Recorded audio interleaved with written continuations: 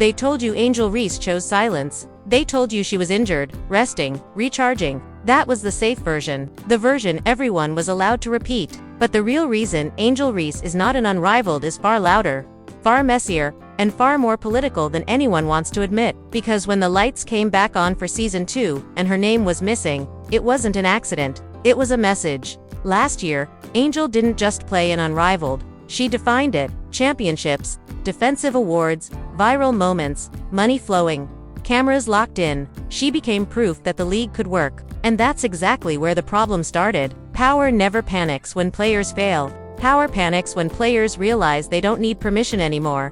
Behind closed doors, conversations shifted. About control, about branding, about who benefits when stars get bigger than the system built to contain them. Angel felt it, the tone changed. The silence got louder. The expectations got tighter. And suddenly, the league that once needed her began to feel uncomfortable with how much influence she carried. So when fans asked why she wasn't there, the answers sounded rehearsed. Recovery, focus, timing. But none of those explain why one of the league's biggest proven draws disappeared without a single clear explanation. None of that explains the tension, the whispers, the strategic quiet. What happens next will decide whether Angel controls the narrative, or whether Unrivaled learns how fragile power really is right now.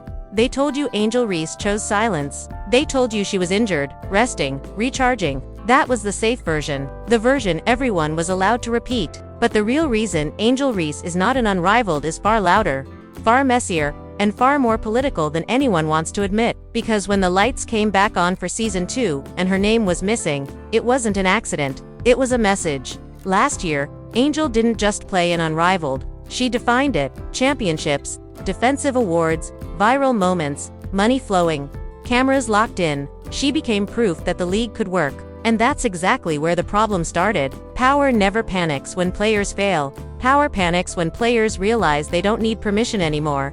Behind closed doors, conversations shifted. About control, about branding, about who benefits when stars get bigger than the system built to contain them. Angel felt it, the tone changed. The silence got louder. The expectations got tighter. And suddenly, the league that once needed her began to feel uncomfortable with how much influence she carried. So when fans asked why she wasn't there, the answers sounded rehearsed. Recovery, focus, timing.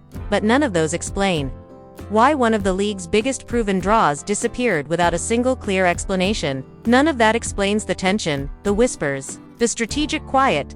What happens next will decide whether Angel controls the narrative, or whether Unrivaled learns how fragile power really is right now. The moment Angel Reese didn't appear on the Unrivaled court, the league felt it before it admitted it. Cameras searched for her. Commentators danced around her name. Fans asked the same question over and over, louder each week. Where is Angel? And more importantly, why won't anyone answer it? That silence wasn't accidental. It was strategic. Because the real conflict wasn't about a back injury or rest. It was about control. Unrivaled sold itself as player first. But season 2 quietly exposed a different reality. With expansion came investors. With investors came expectations. And with expectations came fear. Fear that one player could overshadow the league itself. Fear that a star with her own audience could shift the balance of power overnight. Angel Reese had already proven something dangerous in season 1. She didn't need Unrivaled to be relevant. Unrivaled needed her. Her games pulled engagement. Her name drove debate. Her highlights moved faster than league promos. And when a league realizes it depends on one personality, it panics. That's where negotiations turned cold. Behind closed doors, incentives were discussed. Appearances, branding control, media access. Angel wasn't just being asked to play basketball anymore. She was being asked to fit a mold, be present, but not dominant, marketable, but not unpredictable, loud enough to draw attention, quiet enough to not challenge authority. And Angel didn't say yes. That's the first twist nobody expected. She didn't fight publicly. She didn't leak messages. She didn't subtweet. She did something far more unsettling for a young league. She stepped back, calmly, deliberately, on her own terms. Because for the first time, Angel Reese realized something the system didn't want her to realize yet. She had leverage without stepping on the floor. Her social numbers didn't drop. Brand interest didn't cool. Media still chased her. And as Unrivaled second season rolled on, a quiet comparison started spreading online. Viewership spikes without Angel weren't matching year 1 hype. Conversations felt flatter. The edge was missing. Then came the moment that cracked the illusion. A leaked comment from a league-connected source hit social media, subtle but explosive. Season 2 is about team balance, not individual dominance. On paper, it sounded harmless. In reality, everyone knew what it meant. Angel Reese was too big to be managed the same way anymore. That single sentence flipped the narrative overnight. Fans stopped asking why Angel wasn't playing. They started asking who was scared of her playing. Was Unrivaled protecting parity, or protecting itself? Was this about basketball, or about keeping one player from becoming bigger than the league logo? Angel's silence suddenly felt louder than any interview. And then she posted one line, no explanation, no tags, no clarification. Sometimes growth looks like absence. That was it. No emojis, no follow-up. Within minutes, the internet erupted. Some saw maturity, others saw shade. Everyone saw intention. Because that wasn't a recovery update. That was a statement of power. Unrivaled responded the only way organizations do when they feel exposed. They said nothing. No rebuttal. No clarification. Just more silence. And silence, in moments like this, becomes confirmation. This wasn't about Angel being unable to play. It was about Angel refusing to play on terms that reduced her influence. For the first time, the league's player first promise was being tested by a player who actually believed it applied to her. And here's the part nobody saw coming. Other players noticed. Quietly, privately, conversations started happening in locker rooms and group chats. If Angel can step back and still win, what does that mean for the rest of us? If absence doesn't equal irrelevance, who really holds the power now? That question terrified the league more than any missed game ever could. Because once players realize silence can be strategic, participation becomes a choice. And Unrivaled was never built for that reality. And just as the league tried to stabilize the narrative, something else ignited behind the scenes, something that would turn a quiet absence into a full-blown league-wide reckoning. The silence didn't hold. It never does. Because when one star steps back without asking permission, the system doesn't just wobble, it exposes every crack it was hiding. As Unrivaled pushed deeper into Season 2, the numbers started telling an uncomfortable story. Engagement was steady, but not electric. Highlights circulated, but they didn't dominate. Games were competitive, but the cultural buzz felt muted. Fans weren't arguing the same way. Media clips didn't travel as far. Something intangible was missing, and everyone knew exactly what it was. Angel Reese wasn't just absent, she was haunting the league. Every broadcast mentioning Season 1 inevitably circled back to her. Commentators tried to frame it as evolution, new stars stepping up, more balance, deeper competition. But viewers weren't buying it. Social media threads kept resurfacing the same receipts. Angel's championship run, her Defensive Player of the Year moment, the first 20-20 game that put Unrivaled on the map, and then came the second twist. The one that flipped everything. A sponsor quietly pulled back. Not publicly, no announcement, just a shift. A brand that had leaned heavily into Unrivaled's launch suddenly redirected marketing dollars toward individual athlete partnerships, instead of league-wide campaigns. And the athlete at the center of those conversations, Angel Reese. That was the panic point. Because this wasn't about ratings anymore. It was about money following people instead of platforms. The league could manage criticism, it could manage hot takes, but it could not manage a future where sponsors realized they didn't need Unrivaled to reach fans. They just needed Angel. Behind the scenes, meetings got tense. Executives pushed for unified messaging. Agents started asking harder questions. Players noticed the shift in tone from empowerment to containment. The language changed. Where once it was player-driven, now it was league standards. Where it was freedom, now it was alignment. Angel still didn't say a word. That restraint became its own form of escalation, because while the league scrambled to regain narrative control, Angel was everywhere without being anywhere. Fashion appearances, national team conversations, subtle brand moves, no controversy, just presence. Then a reporter asked the question everyone had been dancing around. Was there pressure for you to return to Unrivaled this season? Angel smiled, paused, and answered with a sentence that detonated the situation. I'm always open to the right environment. Not the league, not the opportunity, the environment. That single word reframed everything. Suddenly, this wasn't about health or timing, it was about conditions, respect, power, and the implication was clear. Something about Unrivaled environment no longer aligned with her vision. The league responded within hours. An anonymous source pushed a quote to multiple outlets claiming, Angel was prioritizing personal brand over competitive commitment. That was the shot. Clean, calculated, and revealing. Because Unrivaled had just confirmed what it tried to deny. They saw Angel's independence as a threat. Fans noticed immediately. The backlash was swift. Threads exploded pointing out the contradiction. Wasn't this league built on players owning their narratives? Wasn't Unrivaled supposed to be different from the systems it criticized? Angel didn't clap back. She didn't need to. Instead, something bigger happened. Another high-profile player skipped a promotional appearance. Then another delayed a contract announcement. Nothing dramatic, nothing confrontational, just subtle choices that mirrored Angel's approach. Control through calm. That's when Unrivaled realized the second twist wasn't Angel's absence, it was influence. She had shifted the conversation from why isn't Angel playing to why does playing feel conditional? And once players start asking that question, a league loses the luxury of unquestioned authority.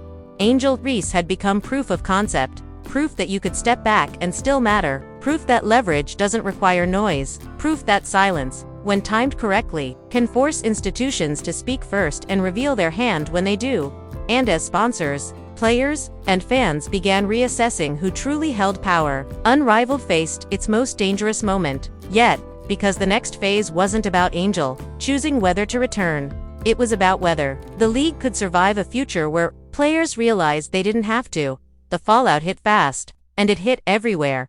Fans didn't wait for official statements, they filled the silence themselves. Timelines split into camps overnight. One side accused Angel Reese of abandoning the league that helped elevate her. The other side flipped the accusation entirely, calling Unrivaled ungrateful, short-sighted, and terrified of losing control. What should have been a quiet second season suddenly became a referendum on power.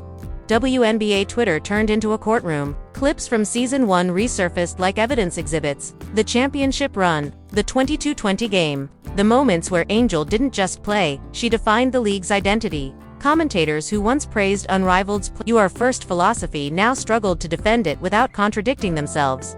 And then the players spoke, not loudly, but clearly. Likes replaced statements. Subtle reposts replaced interviews. A heart emoji here, a quote retweet there, enough to send a message without lighting a match. Veterans understood it immediately. Rookies watched closely. The league felt smaller, tighter, more tense, because this wasn't just about Angel Reese anymore. It was about trust, inside Unrivaled circles. The emotional temperature spiked. Staffers privately admitted morale had shifted. Players questioned whether speaking freely came with consequences they hadn't anticipated. The same league that marketed itself as freedom-driven now felt watched, controlled, carefully curated. Angel, meanwhile, became the center of a storm she refused to feed. She posted workout clips, fashion photos, training updates, no shade, no explanations, just proof of readiness without obligation. That restraint drove critics crazy, and supporters wild. Every post became a headline, every silence became a statement. Sponsors noticed too. Brands don't argue on Twitter, they watch behavior. And what they saw was engagement, gravitating toward Angel, not the league. Her name carried emotion, loyalty, debate. The kind of attention money follows quietly but decisively. Industry whispers suggested deals were being renegotiated, not canceled, but repositioned around individual athletes instead of league packages. That shift scared people. Because leagues survive on collective buy-in. When the public starts attaching value to individuals over institutions, the foundation cracks. Unrivaled had positioned itself as the future, but now fans were asking uncomfortable questions. Who owns the culture? Who benefits from the risk? Who gets punished for honesty? Even Caitlin Clark's name surfaced in the debate, not as a rival, but as a contrast. Two stars, two approaches, two different relationships with power. And suddenly, the league's handling of Angel Reese looked less like neutrality and more like a warning. Media panels debated tone, radio shows debated loyalty, podcasts debated ego versus leverage. And through it all, Angel Reese stayed unmoved, her absence louder than any press conference. Then came the emotional breaking point. At a Unrivaled game, a fan held up a sign that said, "Where's Angel?" It wasn't mocking, it wasn't angry, it was curious. And the camera lingered just long enough for everyone watching to feel the question land. That's when it became clear. The league could survive criticism, it could survive backlash, But it could not escape the emotional vacuum Angel left behind, because fans weren't just missing her game. They were missing what she represented: ownership, defiance, authenticity. And once fans emotionally detach, there is no marketing campaign strong enough to pull them back. Overnight, Unrivaled wasn't collapsing, but it was exposed. Exposed as a league still learning how to share power with the very players who made it matter. And Angel Reese, without raising her voice or pointing fingers, had forced that lesson into the open. The only question left was whether the league would adapt or double down. Because the next move wouldn't just define Angel's future, it would define theirs. Then, the real twist surfaced quietly, deliberately, and far more dangerous than any suspension or absence. Behind the scenes, sources close to Unrivaled revealed something the league never expected to leak. Angel Reese didn't leave because she wasn't invited back. She stepped away because she was negotiating from a position of power the league wasn't prepared for. This wasn't a health decision. This wasn't rest. This wasn't silence. This was leverage. During Season 1, Angel didn't just win games. She helped shape the league's identity. Her presence drove engagement, merch sales, social clips, and crossover audiences. But when Season 2 planning began, insiders say conversations shifted: player branding limits, media guidelines, tone expectations. Subtle restrictions framed as professionalism. Angel saw it instantly. The same league that marketed rebellion suddenly wanted compliance. And that's where everything broke, according to multiple insiders. Angel's camp pushed back hard. They wanted guarantees, not about money, but about voice, about autonomy, about not being punished for honesty the way she had been in Chicago. The response from Unrivaled leadership: silence, delays, non-answers. That was the moment Angel chose absence over compromise. Because absence is power. When people are still talking about you and they never stopped. What Unrivaled didn't anticipate was how visible that power would become. Attendance dipped slightly, engagement flattened, storylines felt thinner, analysts danced around it, but fans felt it immediately. The energy was different. The league was still good, but it wasn't electric. Angel Reese was the missing voltage. Then came the rumor that shook everything. A private investor's call allegedly included one sentence that changed the room: what happens if Angel never comes back? Silence followed, because no one had prepared for that possibility. And just when speculation peaked, Angel dropped a single line in an interview: calm, controlled, devastating. I support Unrivaled. I also support players knowing their worth. That was it. No accusations, no threats, no drama. But leagues don't fear noise, they fear clarity. Suddenly, other players began reassessing, not publicly, privately. Questions about off-season commitments, questions about branding control, questions about whether participation was optional or expected. Angel hadn't started a protest. Or expected. Angel hadn't started a protest. She'd started a thought, and that thought was spreading. Meanwhile, Unrivaled scrambled to regain narrative control. Vague statements about flexibility. Emphasis on player-first values. Carefully worded interviews that said everything and nothing at the same time. But the damage was already done. Because Angel Reese had done something unprecedented. She proved that opting out could be louder than opting in. Then came the cliffhanger. Sources close to Angel confirmed she had been approached, not by one league, but two separate platforms exploring off-season basketball alternatives. One international, one domestic, both offering something Unrivaled couldn't easily match. Complete creative control. No dress codes, no media scripts, no branding ceilings, just basketball, and ownership of her own narrative. Angel hasn't signed anything. Not yet. But the clock is ticking, because if she walks into next offseason aligned elsewhere, it won't just be about where she plays. It will be about what she represents. A player who refused to trade her voice for access. A star who understood that silence can be strategy. Unrivaled wanted to be the future. Angel Reese is forcing them to decide what kind of future that actually. And the most uncomfortable truth: if she doesn't come back, others may realize they don't have to either. The next move won't be announced on a schedule. It'll arrive when Angel decides the league is finally ready for her terms. Or proves they never were. If you made it this far, you already know this story isn't just about Angel Reese missing a league. It's about power shifting. It's about a player realizing she doesn't need permission to matter. And it's about women's basketball standing at a crossroads where silence is no longer the price of opportunity. So now the question isn't why Angel Reese isn't an Unrivaled. The question is what happens next? Does Unrivaled adapt and meet players where they are, or does it double down on control and risk losing the very stars that made it relevant? Does the WNBA learn from this moment, or repeat the same mistakes under brighter lights? And most importantly, will players start choosing leverage over loyalty? Angel Reese didn't scream, she didn't rage, she didn't burn bridges, she stepped back and forced everyone to look at the structure itself. That's not drama, that's evolution. Now it's your turn. Do you think Angel made the smartest move of her career, or did she walk away from something that could have cemented her legacy? Should players have more control over off-season leagues, branding, and voice? And if Angel never returns to Unrivaled, who follows next? Drop your thoughts in the comments, like the video if you see the shift happening in real time.